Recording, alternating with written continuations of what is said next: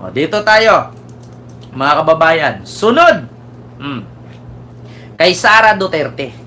Ito na, lagi namang Duterte to, lagi namang Sara to. Wala namang pinagkaiba. Sabi niya dito, kaya daw, lagi niyang kasama at dala-dala si Amy Marcos kung saan siya pumunta. Hostage daw niya si Amy. Kasi ang sabi ni Sara, si Amy lang daw ang makapagpabalik sa kanyang tatay mula sa dahig. Kasi si Amy daw kapatid niya si PBBM. So ito, mga kababayan, panuorin natin ang balitang ito na sabi ni Sara Duterte. Ikaw ang makapagpabalik sa kanya sa Pilipinas. Ito na, mga kababayan. Dumalo si Vice President Sara Duterte sa pagdiriwang ng Araw ng Kalayaan sa Kuala Lumpur. Sir Ted Canaveral, maraming salamat sir sa yung $5 super sticker. Thank you so much po. And sabi ni Liam Giksua, payag ako i-release si Tatay Digong. Oo, pero basta ipadala ang ulo sa China, ang kamay sa Russia, ang paa sa North Korea at ang dalawang itlog sa Davao. Bahala na sila mag-assemble hanggang mabuo nila ulit. Ano yun? Robot? So, continue. For Malaysia. Sa kanyang talumpati, pabirong sinabi ni VP Sara na si Senator Amy Marcos na kasama niya sa pagtitipon at mag-uuwi kay dating Pangulong Rodrigo Duterte mula sa International Criminal Court Detention Facility sa The Hague. Tinuligsa rin ng pangalawang Pangulo ang umano'y madaling desisyon ng pamahalaan. Ayon, at kay Jocelyn Falcasantos, maraming salamat po ma'am sa yung yen super sticker. Thank you so much po. Continue. Naisuko ang kanyang ama sa isang banyagang hukuman. Dahil ang kapatid mo ang nagpadala sa kanya sa Hague, ikaw ang magbabalik sa kanya sa Pilipinas. Kaya dala-dala ko yan siya kahit saan. Hostage daw niya si Amy. Para siyang naka-hostage. Bibitawan ko lang yan siya kapag si dating Pangulong Duterte ay nabalik na sa Davao City. Tignan mo, Amy, ginawa ka ng tanga ni Sara. Hanggang ngayon, magpakatanga ka pa rin. Akala ko ba natuto ka na sa 39 years? Ngayon, nagpapakatanga ka. Tignan mo, nakakulong si Digong, ikaw naman hostage. Kung ako naman kay PBBM, hindi nga kami magkahawig niyan. Hostage mo hanggat gusto mo, matanda na yan. Pero actually, mga kababayan, yung speech ni Sara doon sa Araw ng Kalayaan sa Malaysia, parang wala.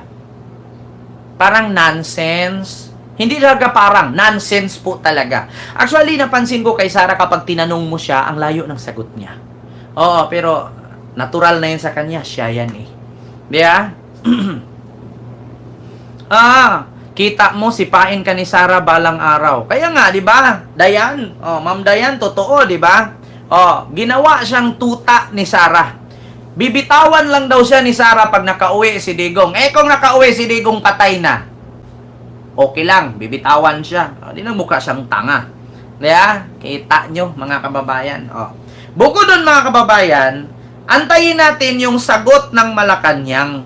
Sagot ng Malacanang sa sinasabing si Amy daw hostage ni Sara at bibitawan lang daw ni Sara si Amy kapag nakauwi na si PRRD. Ito, tignan natin yung sagot ng palasyo. Panuorin natin at pakinggan natin. Sagot ng Malacanang. Yan po ay kasunduan ng dalawa, ng Vice Presidente at ni Senator Amy Marcos. Ang Pangulo ay hindi at walang partisipasyon sa kanila naging kasunduan. Walang kinalaman si Pangulong Ferdinand Marcos Jr. sa anumang usapan o kasunduan ni na Vice President Sara Duterte at Senator Amy Marcos. Yes. Ito ang binigyang diin ng palasyo, kasunod ng pahayag ni VP Sara sa Malaysia na hostage niya ang presidential sister. Sa talumpati ng pangalawang Pangulo, sinabi nito na si Senator Amy Marcos ang mag-uuwi kay dating Pangulong Rodrigo Duterte na kasalukuyang nasa International Criminal Court o ICC Detention Facility sa The Hague, Netherlands. Dahil ang kapatid mo ang nagpadala sa kanya sa Hague, ikaw ang magbabalik sa kanya sa Pilipinas. Kaya dala-dala ko yan siya kahit saan. Para siyang naka-hostage. Ngunit paglilinaw ni Palace Press Officer Undersecretary Claire Castro, labas sa anumang usapan at walang anumang partisipasyon si PBBM sa kasunduan ng dalawa. Tama. Ito ba yung binanggit niya na hostage niya, Yes. si Senator Amy Marcos? Walang kinalaman ng Pangulo sa kontratang kanilang pinasukan, yung isang tao na manggagamit at isang taong willing magpagamit. At ang Narinig nyo? Sabi ni Attorney Claire Castro, ni UC Claire, walang kinalaman si Pangulong Bongbong Marcos sa usapan ni Amy at ni Sara. Sa isang taong manggagamit at isang taong willing magpagamit. Di ba? Oh, Manuel Sampayan, puro ka ngaw sa barangay ka magreklamo, but-buton ka. Bakit ako sa barangay magreklamo? Bakit? Ako ba yung nakulong? Ako ba yung na-impeach? Kahit, alam mo sa totoo lang, sir, natural po talaga na magsalita po ako dito. Bakit? Vlogger po ako. Saan po kayo nakakita ng political vlogger na hindi nagsasalita? Anong klaseng vlog yun? Ano yun? Mukbang? Nguya lang ng nguya? Mukbang nga, kahit nguya, nagsasalita eh. Di ba? Sir Tapchan, God bless always Sir Tapchan. Mega love shout out. Di ba?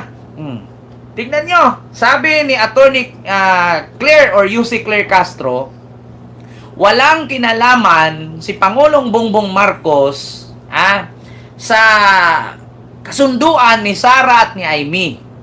Kasi hindi po kasali si PBBM dyan sa isang taong manggamit or manggagamit at sa taong willing magpagamit. So, klaro po. isang po natin sana ay ang Pangulo po kasi ang sinabi niya ay tuloy-tuloy siya sa kanyang pagtatrabaho, focus sa trabaho. Samantala, naglabas din ng sariling pahayag si Senator Marcos hinggil sa talumpati ni VP Duterte. Binigyang din ng mambabatas ang kanyang dedikasyon sa kanyang tungkulin, lalo at marami ang umaasa at inaasahan sa kanya. Aniya gagawin niya ang tama at Diyos na ang bahala. Sa ngayon ay nananatiling nasa ICC detention facility si dating Pangulong Duterte. Ngunit hinihiling ng mga abogado nito sa ICC na palayain siya batay sa humanitarian considerations, dala ng kanyang katandaan. Jed Neresina, UNTV News and Rescue. Diyos ang aming sandigan, serbisyo publiko ang aming pinahahalagahan. Alam niyo, sa totoo lang mga kababayan, minsan na pag-isip-isip ako, si Amy ba may isip? Si Amy ba talaga senador? Tanong ko lang nagtatanong lang po, hindi po ito paninira. Nagtatanong lang, bakit mo hinahayaan ang sarili mo na bastusin ka at gamitin ang pangalan ng kapatid mo para mabastos ka? Kasi hindi ba napansin ni Amy yan, mga kababayan, na ginawa siyang tulay habang binabastos si PBBM, sa kanya nagre-reflect kasi nandun siya. Habang kinakantsawan siya doon na Duterte, Duterte, tapos Marcos siya. May, tanong ko lang mga kababayan, marunong ba si Amy mahiya? Nararamdaman, ito na lang, real talk. Ilang galon pong anesthesia ang nainom mo, Senator Amy? Bakit hindi ka nakakaramdam? Binababoy ka na. Binabastos ka na. Ginawa kang katatawanan. Naka-fentanyl ka rin ba? Diba? Naka-fentanyl ka rin ba? Kung ako sa iyo, Senator Amy, hindi kita dinidiktahan, hindi kita sinisiraan. Bilang advice, no? Kung ako isa sa anak mo, at kung ako isa sa pamangkin mo, isa lang ma-advise ko sa iyo. Iwasan mo yung mga ganyang toxic. Pwede naman magsenador ka kahit hindi mo close si PBBM. Huwag ka nang pumasok sa toxic na lugar. Di ba tayong mga Pilipino, or lagi tayo workaholic? Di ba minsan napaisip din tayo, mag-live nga tayo, pumunta nga tayo sa malayong lugar na malayo sa toxic. Pero kakaiba si Senator Amy. Kung saan na may toxic, siya yung kusang pumasok. Di ba?